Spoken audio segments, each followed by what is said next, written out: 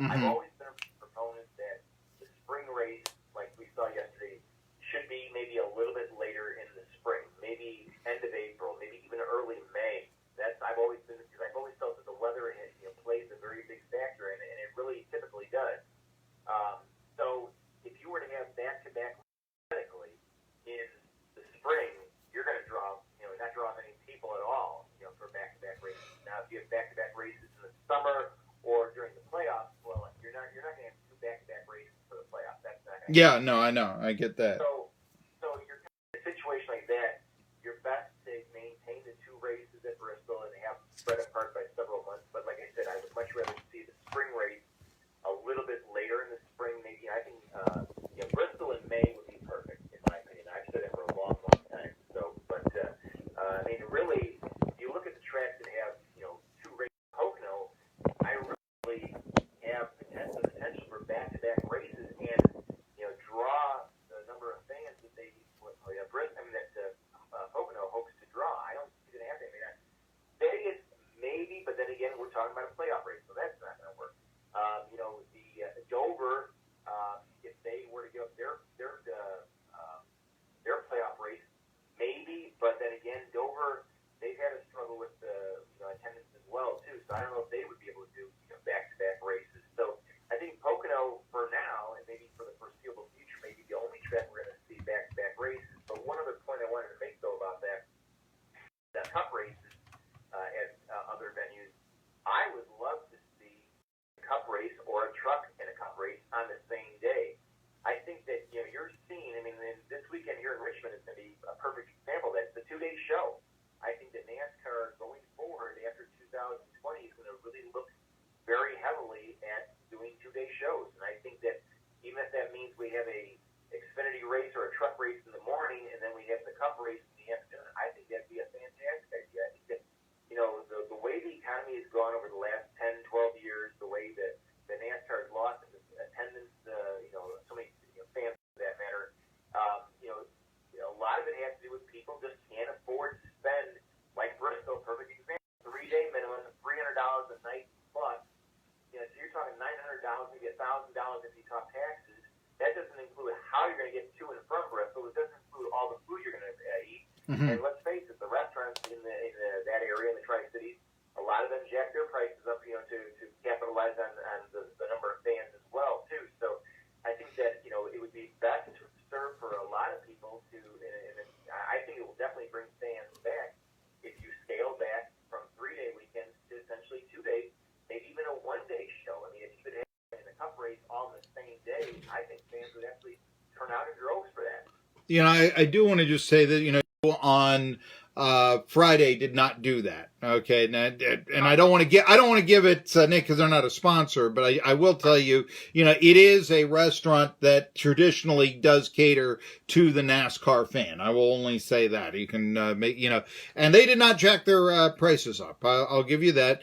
The one thing I did want to say is that, there was a threat of rain. I mean, I remember going to the press box and one of the people in there say, look at that, the clouds are there, they're coming.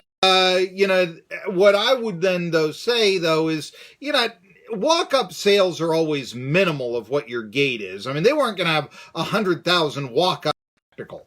What would they, 5,000 maybe? I mean, if you really want to be a big estimate, but you see, the thing is, okay, we've spoken of this. We can, save what's wrong with NASCAR, what's wrong with Bristol for another day. I mean, and all this.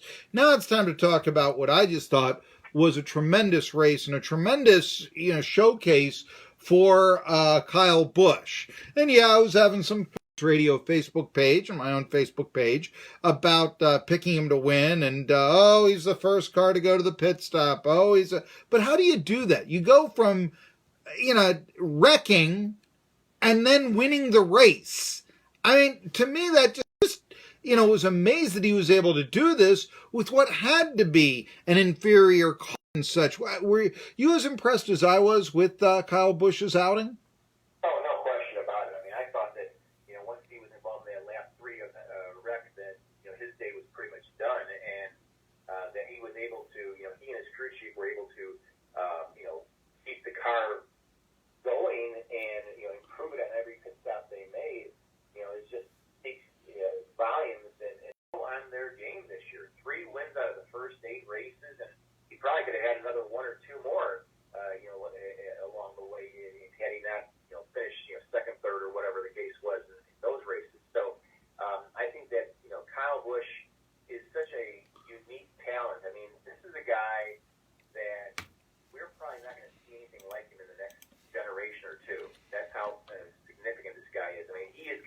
Richard Petty in good, in the 60s and 70s, and I think of a driver and as successful of a driver, in the 2000s and then to the 2010s, so to speak. So, I just was very impressed with how he did. He was very methodical. He and Adam Stevens, they didn't push, and that's the one thing that the biggest thing. If you were to ask me, Marky, what is the biggest thing I've ever seen in terms of Kyle Busch's improvement as a driver over the years when he first came into the series back in '4, I think it was, or the bigger Cup series.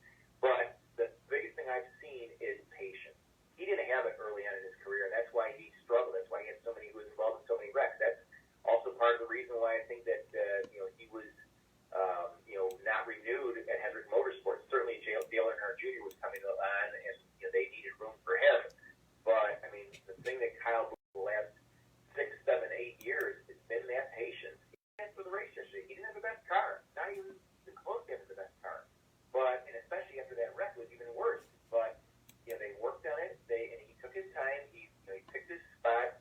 And you can do that in a place like Bristol. People do that at all tracks, but Bristol is the kind of track that allows you to wind up winning. So I'm very impressed with the win, but I'm not surprised with the winning. Do win, and I just thought that we talked about maybe not having the best car, but coming away and win, and really by a sizable length over his brother, and even that was just a tremendous storyline. I mean, I was thinking of like those times when Peyton Manning played Eli, when the Colts would play. To go back, you're from Chicago, you might, well, no, by this time he wasn't a Cub anymore, but when Joe Niekro hit a home run against his brother Phil Niekro.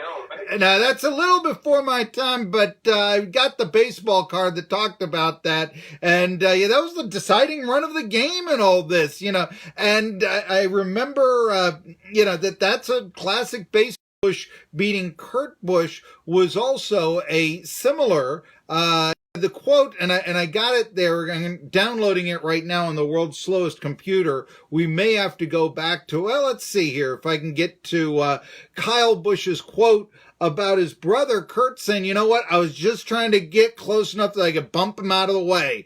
Class. Well, you picked him. Of course you did.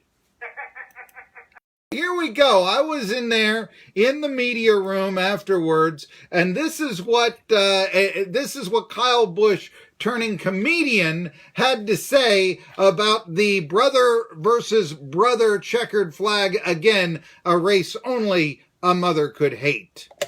Before you do it, because when roles are reversed, that person's going to wreck you because you've already told them that you were going to wreck them. So I guess if I'm ever running second to Kurt, I'm going to wreck him. All right, we have it. Who would have thought a bloodbath between the two brothers? Well, I'm not sure about that, but no, I will say this.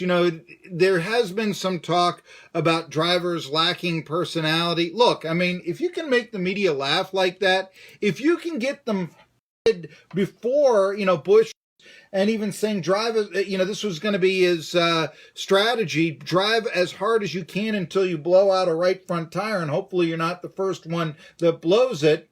So then, you make a caution and you make spots on pit road. That was what he said the strategy was going to be before the race. Here it was, his strategy was to stay out onto the track during the final caution, as it were. And that's what allows him to win the race, because I did see there in Bristol, Jerry, when he was running third before that final caution, I said, that car is not going to catch. And lo and behold, when the caution came out, perfect strategy and all this. But what went wrong with Brad Keselowski? I'm still trying to figure this out. They wanted to make the caution another lap for him, or he didn't come out just right. What was going on there? He didn't line up the way he felt. Apparently at that time that he was supposed to be in a different spot than what NASCAR told him, and he was quite. He wound up finishing, what was it, 18th, I think it was. Got penalized, he had to come back on the pit road, etc. But then he went into the hauler afterwards, as an NASCAR hauler, and they explained to him why they issued the penalty. And we have a very good story about it up on NBCSports.com right now about Keselowski talking about what happened. And he backed